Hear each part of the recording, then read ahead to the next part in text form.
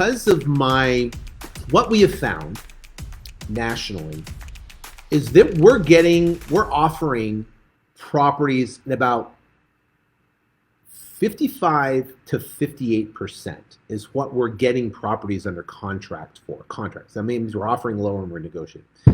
55 to 58%. And we're selling the properties at about 60%, about 58 to 60%.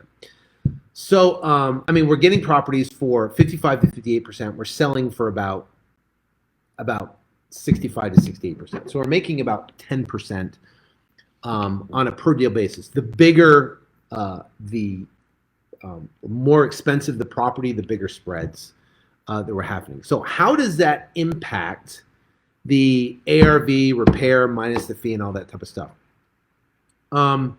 The issue, what we found is that I would do both, right? So a quick and dirty is, say, 55%, a 60 is Zillow. That's a quick and dirty. Where we're talking to a seller, we can give them a ballpark on a price. And we usually give them a ballpark from 40 to 60%, right, of the price, depending on the condition when we're negotiating. Then I would do both. I would try to find the ARV and then minus 70%, minus your repairs, minus fees, and give a really good account of the repairs that are needed.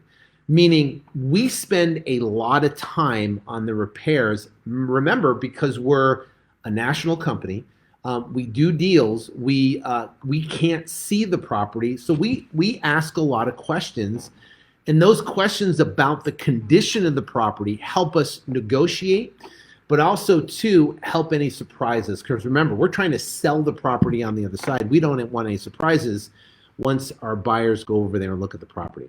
So to make it quick and quick and dirty, if you're in the 55% range of getting the properties under contract, you'll be safe on most across the country. We took all of our properties and put them in a spreadsheet, and we figured out our average contract price, and our average contract price is roughly 58%. That's what it is. Now we're starting lower negotiating. And our average sell price is between 65 and 68%.